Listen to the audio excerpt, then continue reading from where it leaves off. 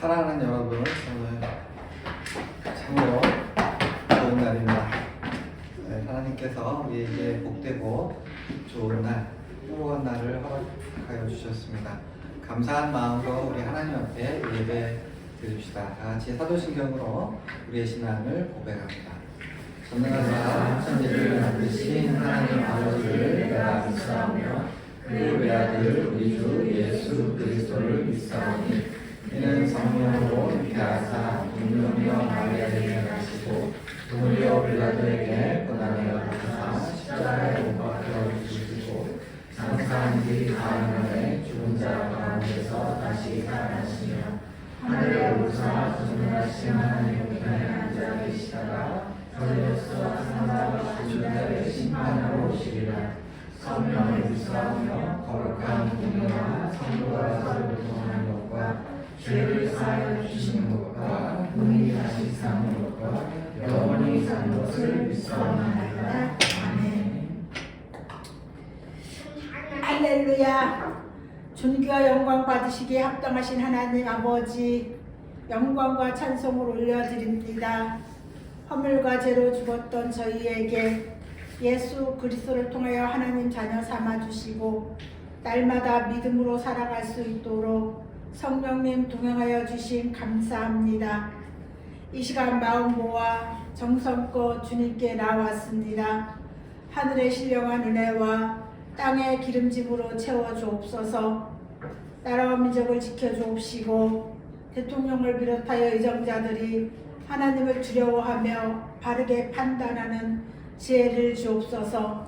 하나님 아버지, 동행교회를 지켜주옵소서.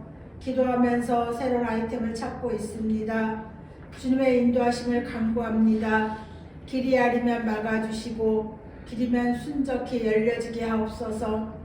먼 길을 오가면서 직장 다니시는 집사님 가정을 지켜주시고 모든 것이 하나님의 은혜임을 고백하게 하옵소서. 우리의 자녀들이 각 가정의 기업으로 잘 성장하게 인도하여 주옵소서. 지혜와 건강과 바른 인성과 영성을 갖추며 성장하게 하옵소서.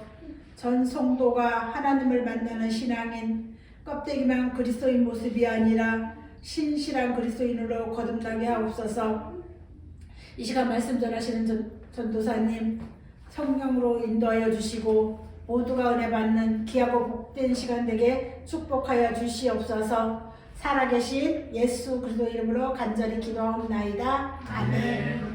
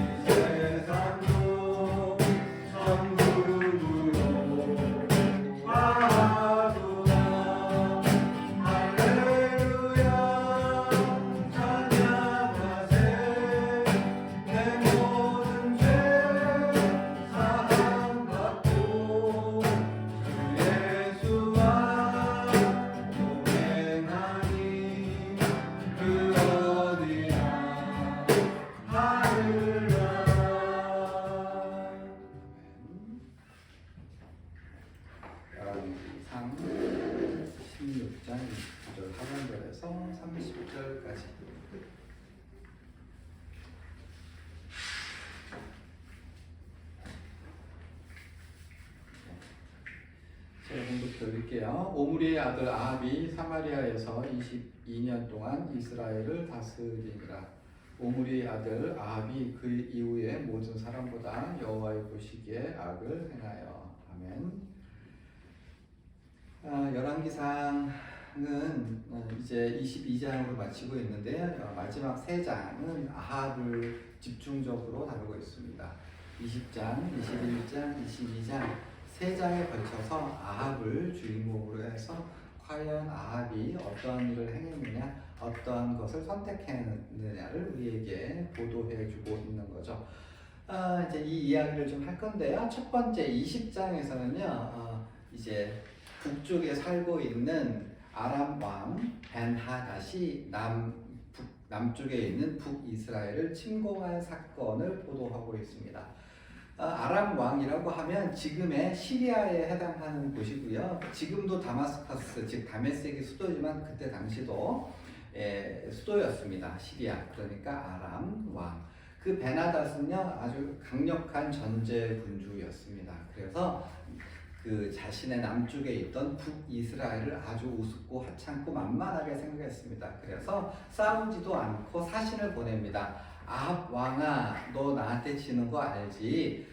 너희가 가지고 있는 모든 은금은 나의 것이고 너의 아내들도 나의 것이고 네가 보기에 아름다운 자녀들도 다 나의 것이다. 나한테 다 바치겠니? 라고 사신을 보냈고 아합은 어떻게 했을까요? 네 형님, 제 것은 다 형님 겁니다. 분통은 터졌지만 어떻게 해요? 나라가 망하는 것보다 낫기 때문에 그렇게 아주 굴욕적인 조건에 이제 합의를 했었던 거죠. 그럼에도 불구하고 북쪽에 아람 왕 베나닷은 그걸로 만족하지 않았습니다. 굉장히 잔인한 왕이었거든요. 그래서 사신을 한 번 더 보내는데 이번에는 뭐라고요?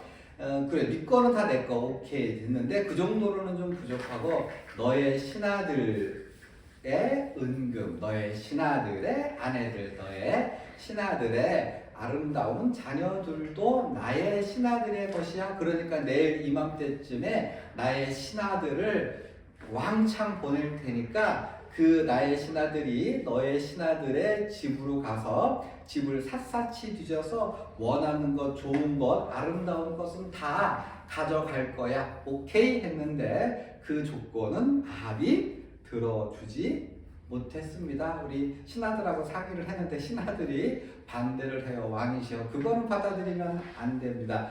왕이 다 뺏길 때는 가만히 있었는데 자기께 뺏긴다니까 반대를 했었던 게 아닐까 싶어요. 어쨌든 그렇게 해서 북쪽의 베나닷이 자기의 32명이나 되는 쫄자 왕들을 데리고 이제 전장에 임하게 되는데 누가 봐도 남쪽에 있는 북이스라엘이 질 게 뻔했습니다. 그때에 하나님의 사자가 아합을 찾아옵니다. 그래서 뭐라고 하느냐 하면 네가 이 큰 무리를 보느냐? 내가 오늘 그들을 내 손에 넘기리니 너는 내가 여호와인 줄을 알리라 하고 합니다. 분명히 네가 질 것 같지만 나 여호와가 너를 도와줄 거야. 내가 너로 하여금 이기게 해줄 거야. 이 승리를 통해서 제발 좀 신앙을 회복하거라 라고 하는 의미가 있었고, 그리고 그 하나님의 사자는 어떻게 하면 전투를 이길 수 있는지를 알려줍니다. 그리고 아합은 아무런 방법이 없었기 때문에 하나님의 사자가 전해준 방법을 가지고 싸웠어요. 이겼을까요? 졌을까요? 당연히 이겼습니다. 그래가지고 베나닷이 깜짝 놀란 거예요. 내가 이렇게 하찮게 봤던 이스라엘에게 지단이 두고 보자 와신 상담 분골쇄신 해가지고 열심히 다시 또 전쟁을 준비합니다. 그리고 준비해가지고 다시 재침공을 하게 되는데 이렇게 말을 해요. 이전에 여호와의 신이 이스라엘을 도와줘서 우리가 졌는데 여호와라고 하는 신은 산의 신이야. 그러니까 이번엔 어디에서? 평지에서 싸우면 우리가 이길 거야. 해가지고 억수로 많은 준비를 해서 이제 북이스라엘과 전투를 하게 되는데 성경 기록에 의하면 북이스라엘은 하찮은 염소 떼 두덩어리와 같고, 그리고 베나닷은 그 온 땅을 꽉 세워뒀던 거죠. 전투를 하기에 앞서 이번에도 여호와께서 보내신 하나님의 선지자가 이야기를 합니다. 베나닷이 나는 산의 신이고 평지의 신이기 때문에 이번에는 이긴다라고 말을 했기 때문에 이번에도 내가 단연코 이기도록 해주겠다. 이로 말미암아 네가 아합이 내가 참으로 하나님인 걸 알게 되리라 라고 말씀하셨고, 그날의 놀라운 전투를 통해서 아람군 몇 명이 죽었을까요? 10만 명이 죽습니다.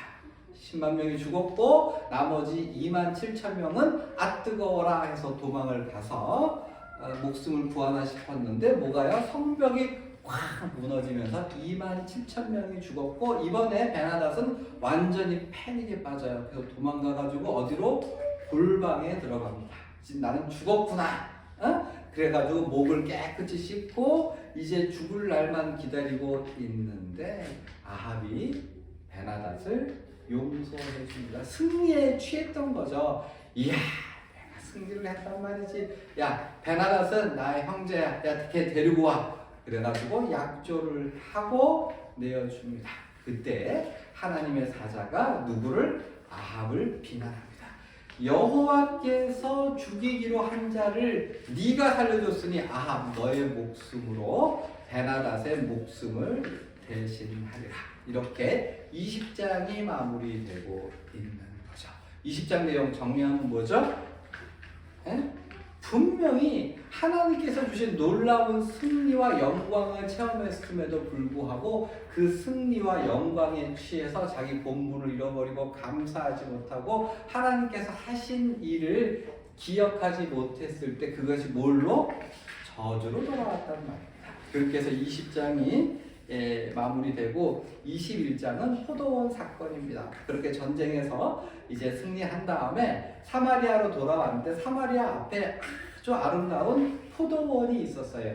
야, 저 포도원 너무 아름답구나. 저 땅에 나도 나무도 심고 풀도 심고 꽃도 심고 좀 눈을 즐겁게 해보자. 그래가지고 그 포도원 주인 나봇을 부릅니다. 나봇아, 내가 소원이 하나 있어. 이 땅 포도원이 너무 내 마음에 드니까 너 나한테 팔아라. 돈으로도 줄 수도 있고 아니면 더 좋은 땅을 줄 수도 있어 라고 했는데 나봇은 여호와께서 우리가 조상으로 맡은 땅을 다른 사람에게 파는 것을 여호와께서는 금지하셨습니다. 아무리 왕이라도 안 되겠네요. 죄송합니다. 그랬을 때 아합이 어떻게 했어요? 밥을 안 먹어.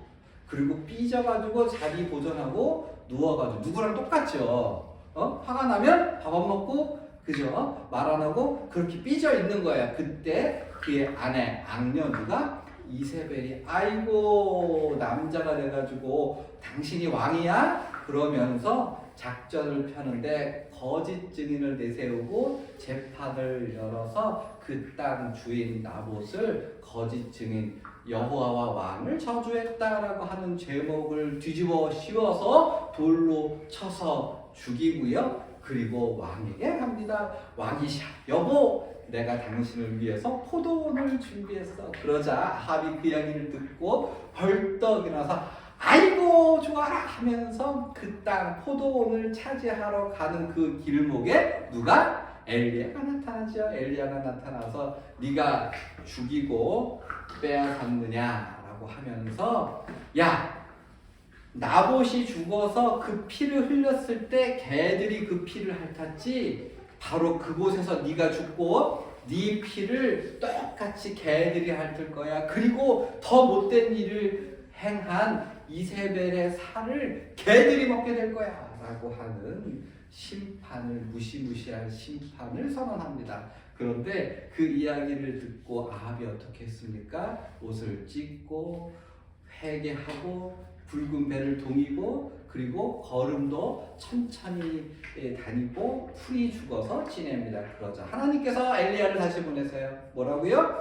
네가 그렇게 하나님 앞에서 겸비한 모습을 보이니 이 심판을 아들 때로 유예하겠다라고 하는. 자, 21장은 20장과 정반대예요. 뭐예요? 죽을 죄를 지었죠. 정말 못된 나쁜 죽어 마땅한 죄를 지었는데 그가 하나님 보시기에 하나님의 눈에 겸손하게 회개하는 모습을 보였을 때 어떻게 살 길이 열렸더라라고 하는 것이 바로 21장의 내용 되겠습니다. 그러면 22장, 즉 열왕기상 마지막 장 22장은 무슨 이야기가 진행됩니까? 그러니까 20장과 21장에서 아합은 하나님의 어떠하심을 경험했죠. 어떠하심을 경험했어요. 하나님이 어떤 분이구나. 하나님의 말씀이 이루어지는구나. 하나님께서는 용서하는 분이구나. 하나님께서는 심판하시는 분이구나라고 하는 하나님의 어떠하심을 경험했고, 바로 그렇게 하나님에 대한 지식이 장착된 상태에서 과연 나머지 인생을 아합은 어떠한 선택을 해서 열어갈 것이냐. 즉 아합의 길에는 지금 죽음과 생명과 죽음의 길, 저주와 축복의 길이 열려 있는 거예요. 과연 아합은 어떠한 길을 선택할까요? 21장 각자 성경을 읽어보시고요. 21장 이야기는 제가 설명드리지 않습니다. 시간이 부족하니까요. 그런데 결론적으로 아합은요, 죽음과 저주의 길을 선택합니다. 분명히 아합은요, 자기가 죽음으로 가는 걸 어느 정도 인식하고 있었어요. 그럼에도 불구하고 하나님의 눈에 들기를 선택하지 아니하고 뭘 선택해요? 자기 눈에, 자기 앞에, 자기가 좋고 자기가 선택하고 싶은 일, 내 눈에 내 욕망을 채우는 거를 선택하고, 그것이 결국은 자기를 불행하게 하고 저주받게 하고 고통스럽게 하고 결국은 죽게 되는 일을 선택한 게 되었습니다. 네? 열왕기 상은요, 그렇게 해서 아합의 비참한 죽음으로 마무리되고 있는데, 여기에서 우리에게 알려주는 게 있어요. 열왕기 상하 전체를 통해서 하나님께서 그러니까 열왕기 상하의 저자가 각 왕들을 평가할 때 어떻게 평가해요? 하나님의 눈에 보시기에 어떠했느냐를 가지고 판단을 합니다. 그러니까 이렇게 판단 안 해요. 이 왕이 전쟁에서 승리했어, 건물을 지었어, 큰 프로젝트를 완성했어, 그가 어떻게 선정을 베풀었냐는 그렇게 중요하게 다루지 않아요. 왕을 평가할 때 뭘 가지고 평가해요? 하나님 보시기에, 하나님의 눈에, 하나님의 말씀에 비추어서 그가 어떠한 왕이었느냐. 실제로는요, 이 북이스라엘의 모든 왕들 중에 가장 위대한 왕은 아합 왕이고, 아합의 아버지 오므리 왕이에요. 고대 근동의 기록을 보면 심지어 북이스라엘 왕을 오므리 왕조 혹은 아합 왕만 그렇게 언급하고 있어요. 사실 이 두 왕은요, 굉장히 많은 일을 했어요. 왕권을 안정시켰고, 건축을 했고, 전쟁에서 승리했고, 외교에서 되게 눈부신 발전을 가져왔던 왕이에요. 현대 역사가의 눈으로 보면 선왕이에요. 뭐 대왕까지는 아닌지 모르겠어요. 굉장히 치력이 많은 왕이에요.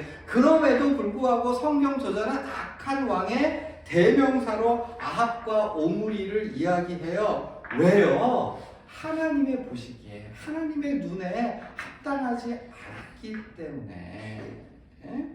반면에 좀 별 볼 일이 없고 큰 치적이 없는 것 같아도 어떠하든지 모든 악조건에서도 하나님의 말씀대로 살려고 하나님의 말씀을 보수하는 방향으로 굉장히 실패가 많았지만 잘 안 됐어요. 그럼에도 불구하고 그쪽 방향으로 가려고 했었던 왕들을 위대한 왕, 선왕으로 평가하고 있죠. 대표적으로 히스기야가 그랬고, 누가야?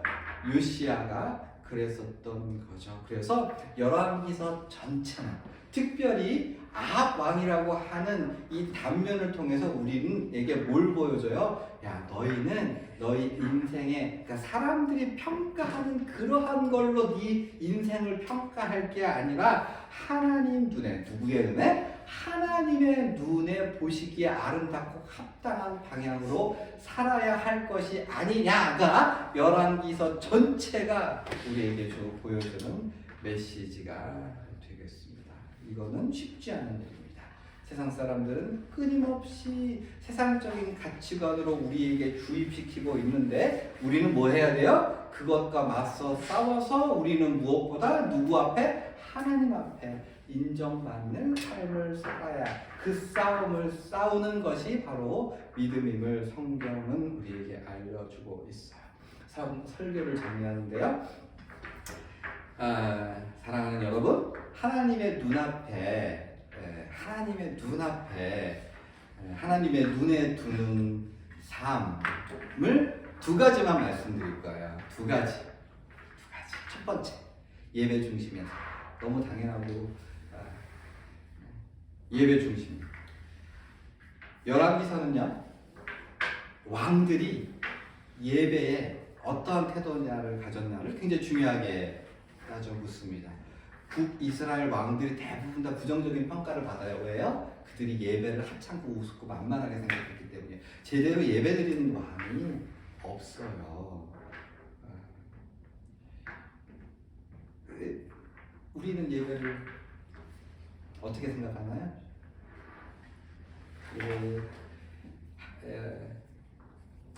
사랑하는 여러분, 정직하게 우리들에게 이 예배는 일주일의 시작이고 마무리고 이곳에 오는 것이 기쁘고 즐겁고 편안하고 우리 삶의 중심이 이 시간이다. 이곳은 편안한 시간이다 라고 저는 여러분들이 그렇게 생각한다고 믿습니다. 그런가요? 네?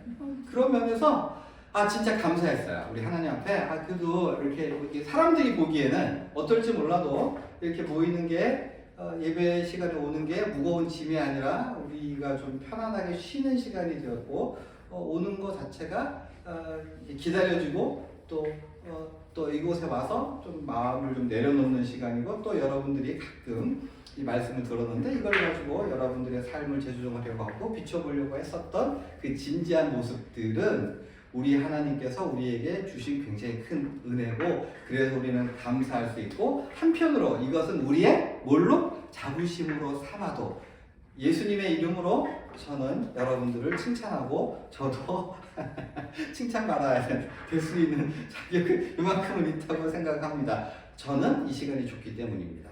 그리고 제 생각에 여러분도 그러니까 이 부분에서는 감사하고 한편으로는 자부심을 가져도 좋을 것 같아요. 왜냐하면 우리에게 예배는 무거운 짐이 아니라 좋은 만남의 장소, 행복을 누리는 장소, 얼굴을 보는 것도 기쁨이기 때문에. 그런데 두 번째가 좀 어려워요. 두 번째, 하나님의 눈에, 하나님의 마음에 드는 삶이란 감사하는 삶입니다. 이건 좀 어렵죠? 하나도 안 감사한데 억지로 감사하라는 얘기는 아니에요. 별로 안 감사해. 근데 이제 교육자가 감사하니까 억지로 감사하는 건 안 하는 것보다 낫겠지만 하나님은요 그런 거를 좋아하시는 분 아니에요. 그렇게 속임을 당하시는 분이 아니에요. 우리가 진짜 감사한 거를 감사로 받아주시는 분. 그러면 어떻게 하라는 얘기냐. 근데 이거는 좀 기억하셨으면 좋겠어요. 만약에 여러분의 삶이 내가 사는 게 기쁘지가 않고 별로 감사하지 않으면 죄송한데 그거는 아직 하나님의 눈에 보시기에는 많이 부족한 거예요.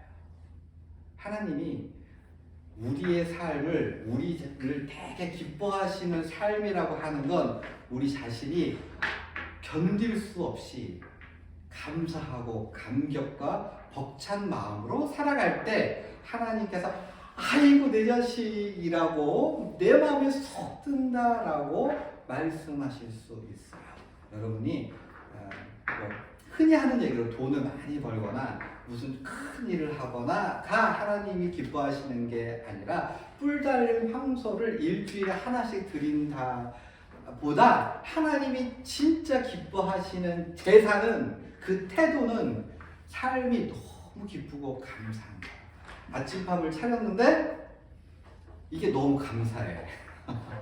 아침밥을 차리는 게 굉장히 귀찮을 수도 있지만 내가 밥을 차릴 수 있고 이 밥 차리는 밥을 애들이 맛있게 먹어지고 그 다음에 출근을 하고 일을 하고 물론 짜증이 나는 이 뭔가라고 하는 생각이 들 수도 있지만 그럼에도 불구하고 모든 뼈대가 내가 하는 모든 일이나 그렇게 해서 돌아가는 모든 것 자체 하나하나가 기적이고 감사하다라고 하는 생각이 진짜 삶에 묻어날 때 그게 우리 하나님 보시기에 기뻐하는 하나님의 마음에 드는 삶일 수 있는 거죠.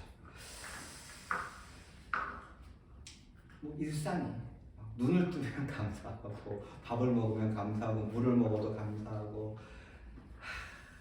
그냥 막 좋고 감사하는 거. 첫 번째 조건은 우리가 되는 것 같지만 두 번째는 아직 우리가 많이 부족한 것 같습니다. 그죠?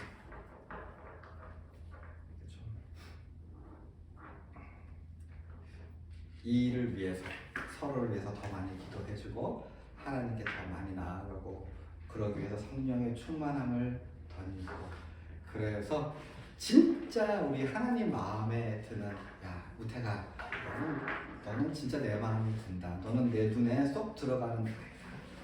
이 모임은 하나님에 쏙 들어가는 그러한 모임이 될 수 있기를 바랍니다. 기도하시죠.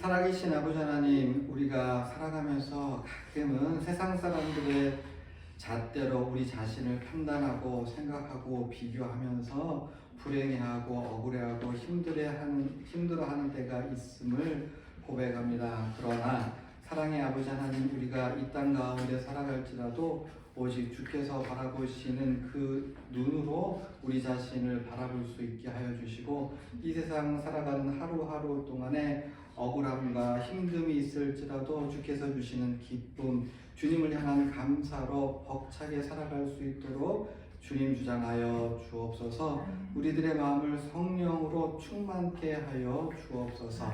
그리하여 이 세상을 믿음으로 이기고 주님 앞에 칭찬받을 수 있도록 주님 주장하여 주옵소서. 감사드리며 살아계신 예수님의 이름 받들어 기도하옵나이다. 하늘에 계신 우리 아버지여, 이름이 거룩히 여김을 받으시오며 나라가 임하시오며 뜻이 하늘에서 이루어진 것 같이 땅에서도 이루어지이다.